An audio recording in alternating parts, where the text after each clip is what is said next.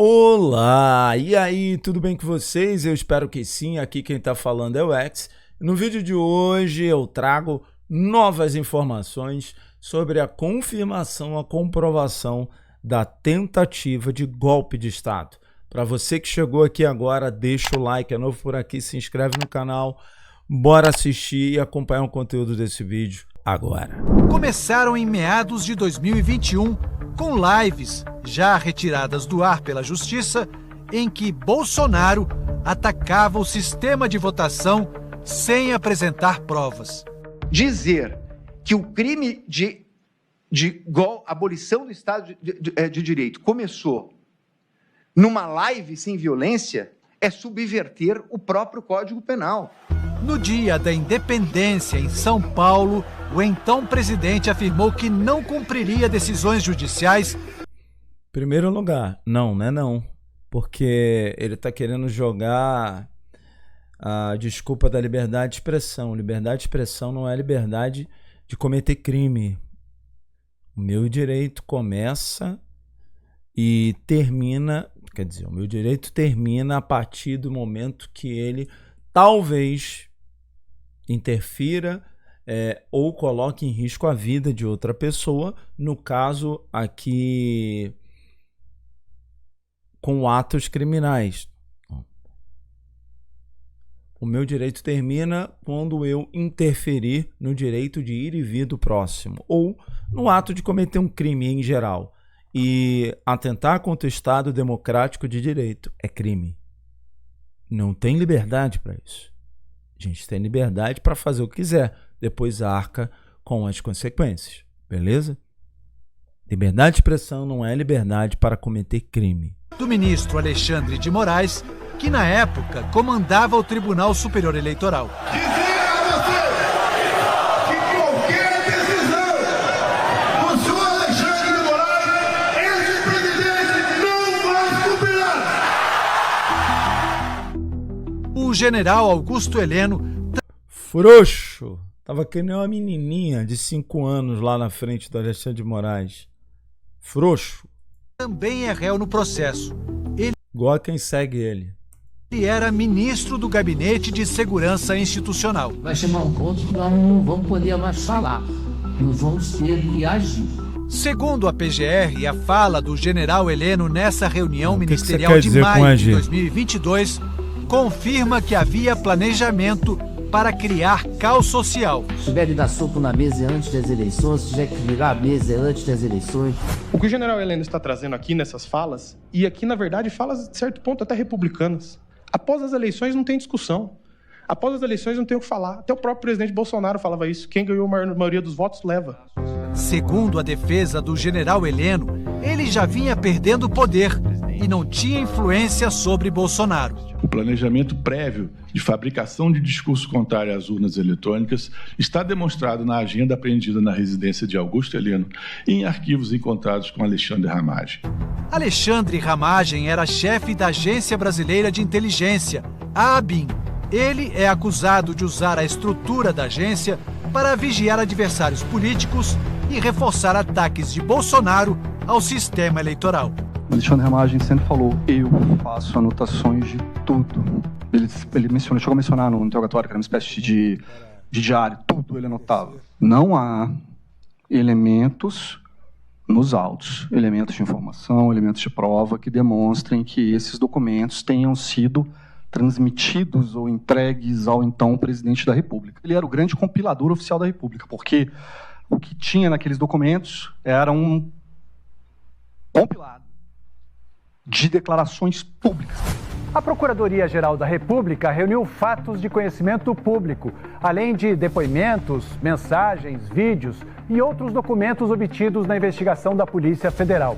As provas apresentadas somam 70 terabytes, o que para a acusação mostra a força do processo, mas que para os advogados dos réus tornou impossível a ampla defesa de seus clientes.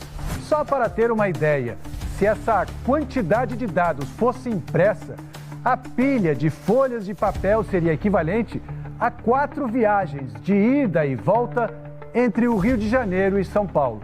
A denúncia não se baseou em conjecturas ou suposições frágeis.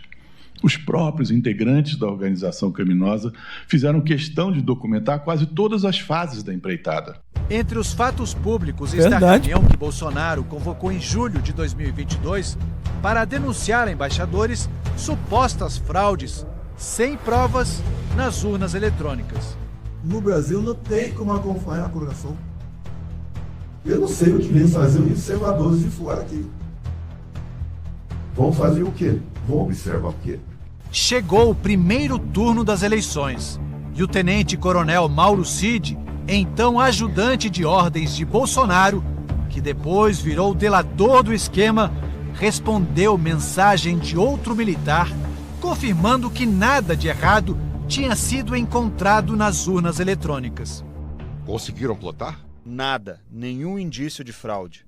Mauro Cid jamais elaborou, compartilhou ou incitou qualquer conteúdo golpista, que não há sequer uma única mensagem de sua autoria, propondo, incentivando ou validando qualquer atentado contra a democracia ou contra o sistema eleitoral. No segundo turno, a Polícia Rodoviária Federal organizou bloqueios em estradas com foco especial no Nordeste. Agentes na Polícia Rodoviária Federal mapearam localidades em que o candidato da oposição somara a mais expressiva votação no Nordeste, com vistas a criar barreiras artificiais a que esta população conseguisse aceder aos postos de votação. Ao fim do dia, o candidato Lula estava eleito. Caminhoneiros que apoiavam Bolsonaro paralisaram estradas. Sem reconhecer a derrota, o presidente se manifestou. O pedido é rodovias. Vamos desobstruí-la para o bem da nossa nação e para que nós possamos continuar lutando por democracia e por liberdade. Os bloqueios pararam. Os acampamentos de apoiadores do candidato derrotado, não. O general Walter Braga Neto, ex-ministro-chefe da Casa Civil e da Defesa, além de candidato a vice de Bolsonaro, é mais um réu no processo. Para a Procuradoria, ele atuava para manter a expectativa de manifestantes que queriam o golpe. Vocês não percam a fé. Não, vamos lá na frente. É só o que eu posso falar para vocês. O delator Mauro Cid ainda revelou que houve um encontro na casa de Braga Neto para discutir os planos golpistas e que ele recebeu do general dinheiro em uma sacola de vinho para repassar a militares das forças especiais. A defesa contesta o delator e questiona por que esses episódios não foram lembrados logo nos primeiros depoimentos do acordo de delação. É um escândalo. É um escândalo.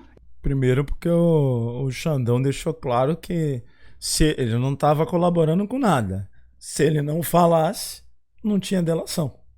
Ele ia ser preso, a família dele também ia ser investigada, mais parte da esposa dele, né? Ia ser todo mundo investigado. Ele começou a falar. Simples assim. Ele esqueceu este detalhe, nós não estamos falando disso, isso de uma abotoadura, de um relógio, de um brinco. Esqueceu não, ele só não queria entregar o Bolsonaro mesmo. É muito fiel, virar latinha, pô. Mas aí quando mexeu com a mulher dele, com a família dele, ele teve que falar, pô. Mexeu entre aspas, viu? De investigar. Se amedrontou tanto ele, o Mauro Cid, de ter a família dele investigada, tá com medo de quê, irmão? O que você tem pra esconder aí? Entendeu? Mas enfim, aí ele resolveu falar e entregou. Nós estamos falando da entrega de um dinheiro para financiar um golpe de Estado. E vai se dar credibilidade a esse réu delator que mente descaradamente o tempo inteiro, que mente nessa corte, que mente perante no interrogatório. Não é possível. Meu cliente está preso com base na delação dele. Uma das provas mais importantes para a PGR é a minuta do golpe, um documento que listava supostas interferências do TSE e do STF no processo eleitoral.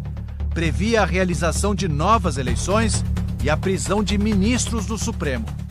São as diretrizes para a criação de um gabinete institucional de gestão de crise, formado em sua grande maioria por militares. E o chamado gabinete de crise governaria o país até a realização de novas eleições, mas sem data para acontecer. Uma das versões da minuta foi encontrada na casa de Anderson Torres, ex-ministro da Justiça e também réu no processo. A defesa sustenta, desde o início, que essa minuta estava circulando na internet e vinha sendo distribuída desde dezembro de 22, muito antes de ser encontrado na residência de Anderson Torres. É a minuta do Google. Ele não participou de reunião golpistas, não participou de qualquer ilação ou movimento antidemocrático. Outra prova destacada pela Procuradoria-Geral é o plano Punhal Verde e Amarelo, que planejava o assassinato do presidente eleito Lula, seu vice, Geraldo Alckmin, e do ministro do STF, Alexandre de Moraes. Segundo a investigação, o golpe só não foi adiante porque os comandantes da Aeronáutica e do Exército não concordaram com o plano golpista em 2 ocasiões no mês de dezembro. Entre uma reunião e outra, Bolsonaro interrompeu um silêncio de 37 dias, sem reconhecer o resultado das urnas, para se manifestar em frente a apoiadores. As Forças Armadas são o último obstáculo para o socialismo. As Forças Armadas, tenho certeza, estão unidas. As Forças Armadas devem, assim como eu, lealdade ao nosso povo.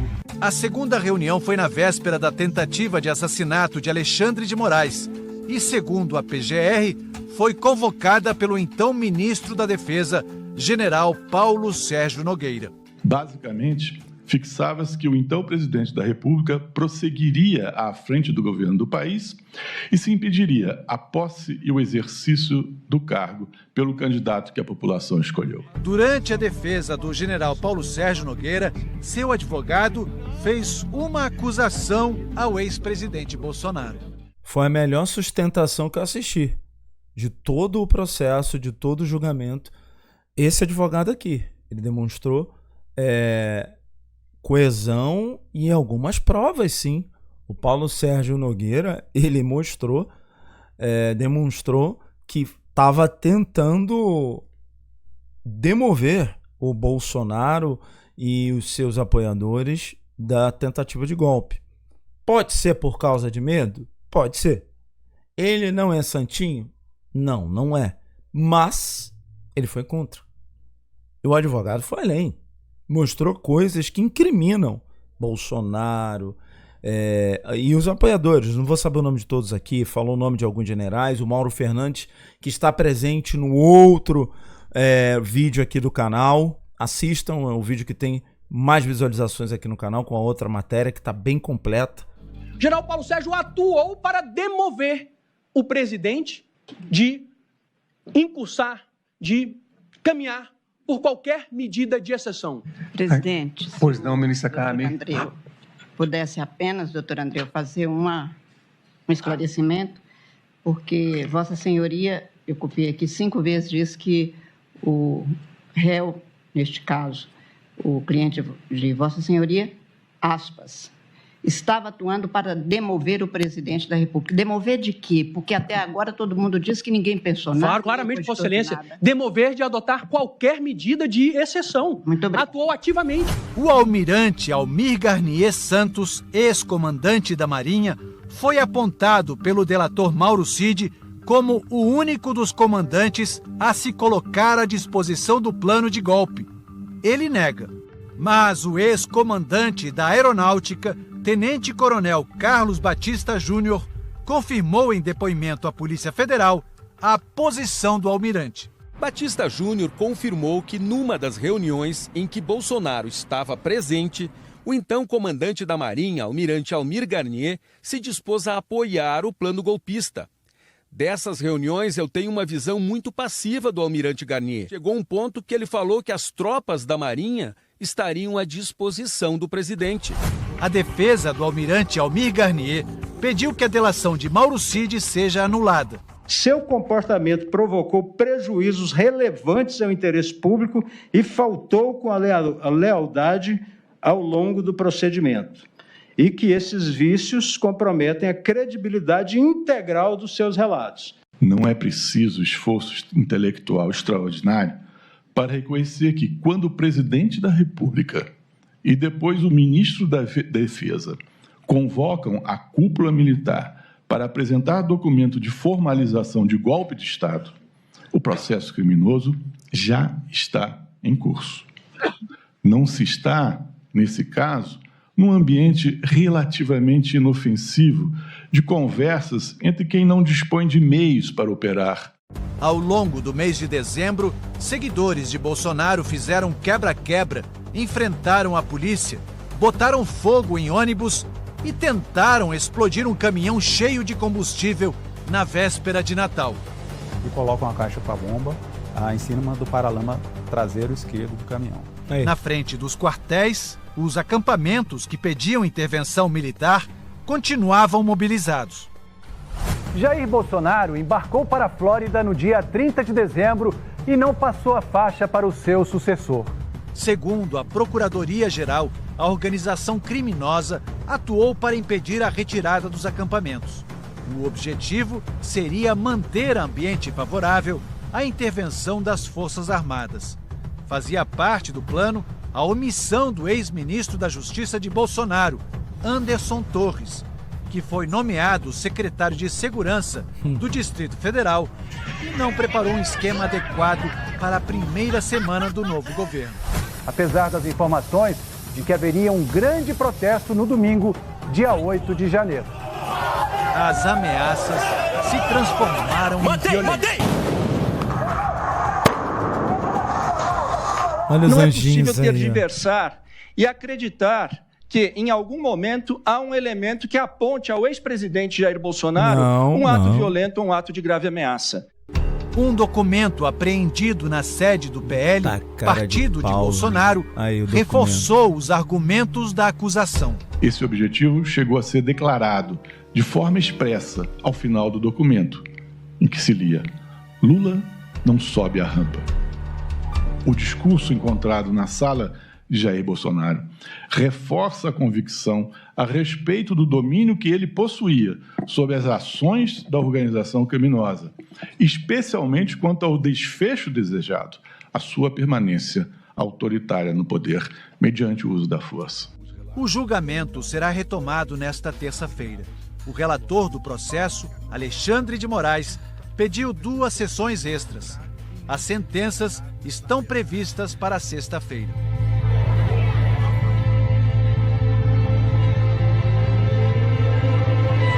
Rapaziada, tá aí um belo resumo sobre a participação do Bolsonaro, dos ministros, apoiadores, militares, no caso ali o almirante, o maior nome em questão em termos de patente da Marinha,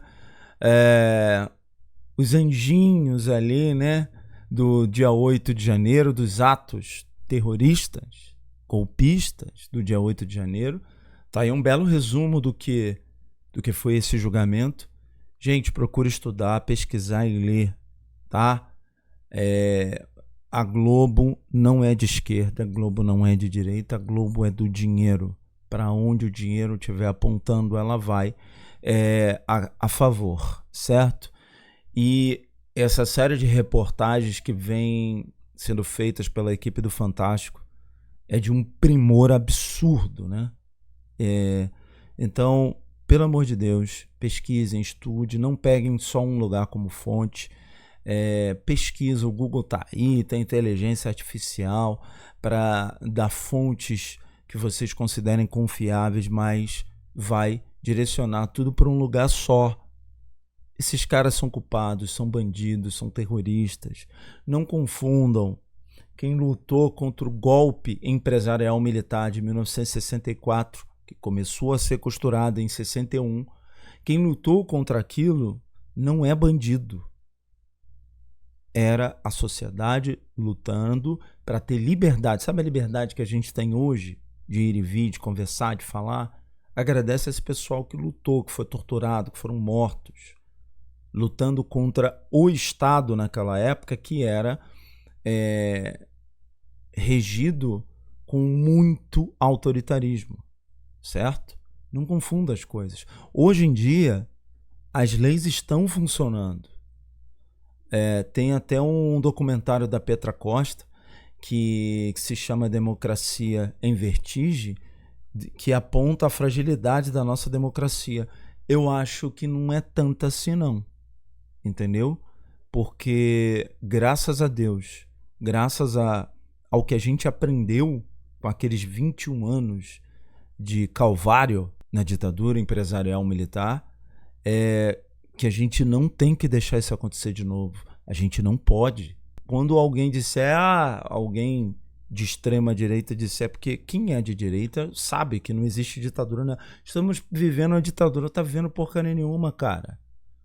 Como é que você tá indo a podcast, tem um canal no YouTube que chama o presidente de ladrão, xinga de tudo quanto é nome, chama os políticos da ideologia opositória à sua, você vai lá, xinga, fala barbaridades, e você continua falando, ditadura, isso não existe, cara. Então, esse vídeo, para quem já é da esquerda, isso daqui é óbvio. Mas para quem tem repulsa pela esquerda, que é de direita, mas é um ser humano honesto, que começar a perceber esse tipo de coisa, um ser humano de escrúpulos vai entender, opa, isso aqui não dá para defender não, velho. Por mais que eu seja contrário à esquerda, eu sou a favor do meu país. Eu não posso estender uma bandeira do outro país mamando a bola esquerda e a direita dele assim, ó, mamando, babando, um bandeirão dos Estados Unidos. Que é isso? No dia do aniversário da nossa independência? Isso é um absurdo. Isso é um absurdo. Você não pode ficar contra o nosso país e a favor de um outro. Deixa eu dar um exemplo para você. Por exemplo, você, pai de família, que apoia o Bolsonaro, apoia as taxações, tudo isso que a família Bolsonaro está pregando só para livrar a cara do Bolsonaro. Imagina você, um vizinho seu, um filho seu se revolta contra uma atitude sua, mimado, sabe? Você não está fazendo o que esse filho quer. Ou filha, não interessa, sexo ou gênero. Não está fazendo, um filho seu se revolta e vai reclamar com o vizinho. Aí esse vizinho se acha no direito de dar ordem na sua casa, de mandar na sua casa. Você acha isso certo? Você acha que o seu filho que está fazendo isso está certo? Ou você vai chamá-lo de traidor ou traidora? Põe sua mão na consciência, para um pouquinho e pensa. É a mesma coisa que está acontecendo. Rapaziada, deixa o like, se inscreve no canal, curtindo o conteúdo aqui do canal para mais vídeos como esse. Ativa o sininho, ativando todas as notificações. Valeu!